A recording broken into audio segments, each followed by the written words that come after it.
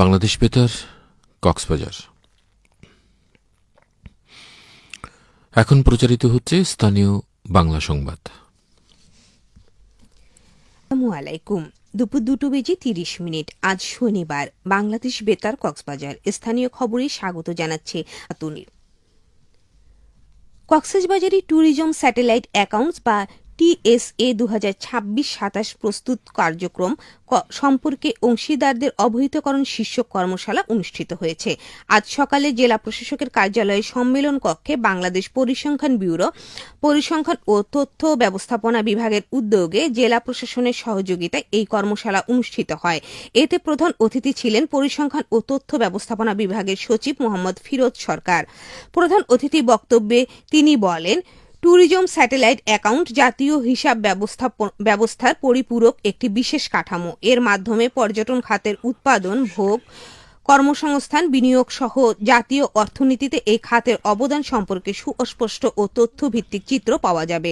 জেলা প্রশাসক মোহাম্মদ আব্দুল মান্নানের সভাপতিত্বে কর্মশালায় বাংলাদেশ পরিসংখ্যান ব্যুরোর মহাপরিচালক মোহাম্মদ শামিমুল হক, বাংলাদেশ ট্যুরিজম বোর্ডের পরিচালক ও যুগ্ম সচিব আবু সেলিম মাহমুদ উল হাসান ও police super ANM Sajedur Rahman বক্তব্য দেন।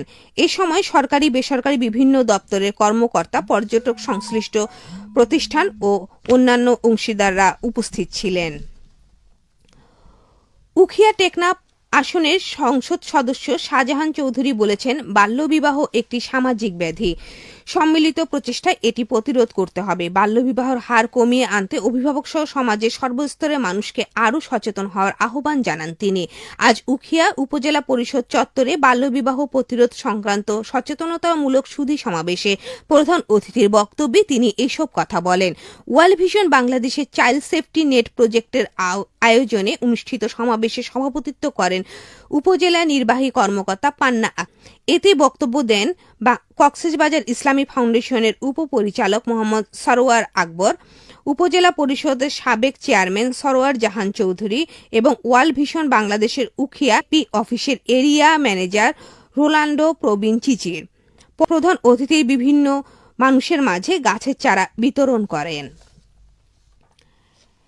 রামুতে বাঁকখালী নদীর ভাঙন তীব্র হয়ে উঠেছে। ইতিমধ্যে ভাঙনের কয়েকটি বসতঘর ও ফসলি জমি নদীগর্ভে বিলীন হয়েছে। ঝুঁকিতে রয়েছে আরও বহু ঘরবাড়ি, মসজিদ, মাদ্রাসা সহ বিভিন্ন।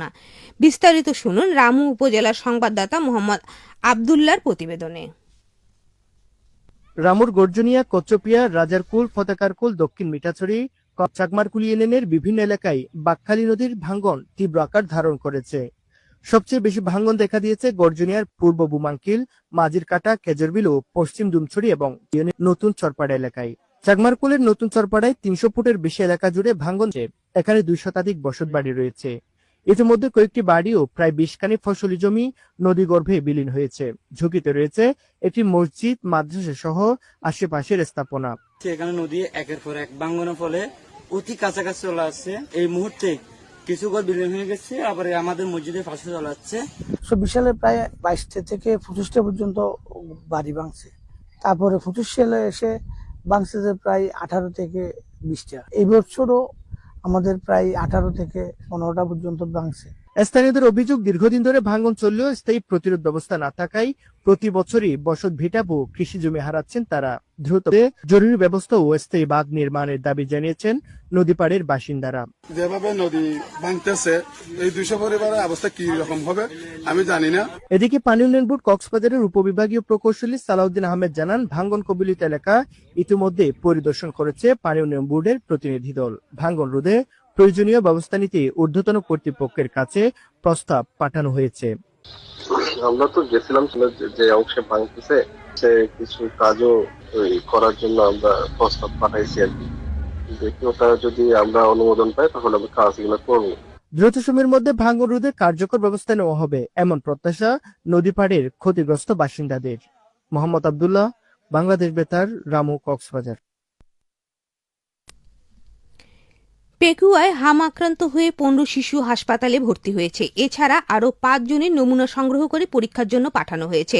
আজ সকালে উপজেলা স্বাস্থ্য ও পরিবার পরিকল্পনা কর্মকর্তা ডাক্তার মুজিবুর রহমান বিষয়টি নিশ্চিত করেছেন।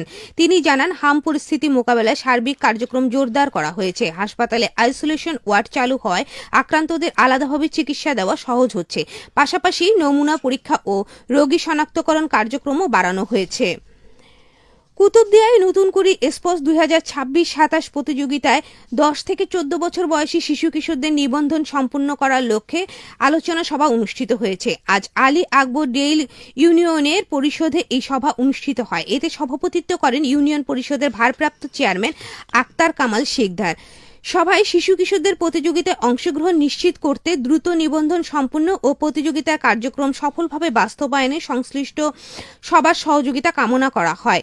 সভায় প্রধান শিক্ষক অশীষ দাস, উপজেলা ক্রীড়া সংস্থার সদস্য সচিব আবুল কাশেম সহ সংশ্লিষ্টরা উপস্থিত ছিলেন। আবহাওয়া আগামীকাল দুপুর 12টা পর্যন্ত 24 ঘন্টার পূর্বাভাসে বলা হয়েছে, আকাশ অস্থায়ীভাবে মেঘলা সহ মেঘাচ্ছন্ন থাকতে পারে। সেই সাথে কিছু কিছু জায়গায় হালকা থেকে মাঝারি ধরনের বৃষ্টি অথবা বজ্রসহ বৃষ্টি হতে পারে। কক্সবাজার সমুদ্র বন্দরের জন্য কোনো সংকেত নেই। আগামী 24 ঘন্টায় দিন ও রাতের তাপমাত্রা প্রায় অপরিবর্তিত থাকতে পারে। আজ সূর্য অস্ত যাবে সন্ধে 6:17। আগামীকাল সূর্যোদয় হবে ভোর 5:33। আজকের সর্বনিম্ন তাপমাত্রা ছিল 26 ডিগ্রি সেলসিয়াস এবং দুপুর সর্বোচ্চ তাপমাত্রা ছিল 32.5 ডিগ্রি সেলসিয়াস। এখন জানিয়ে দিচ্ছি বাঁকখালী নদীর মোহনা ও সংলগ্ন এলাকা সামুদ্রিক জোয়ার ভাটার সময়সূচি। আজ জোয়ার শুরু হয়েছে দুপুর 12:45, চলবে সন্ধে 6:00। ভাটা শুরু হবে সন্ধে 6:32, চলবে রাত 12:50 পর্যন্ত। পুনরায় জোয়ার শুরু হবে রাত 12:50, চলবে আগামীকাল সকাল 7:28 পর্যন্ত। খবর শেষ হলো। আমাদের পরবর্তী খবর প্রচারিত হবে আজ বিকেল 4:30 ইংরেজিতে।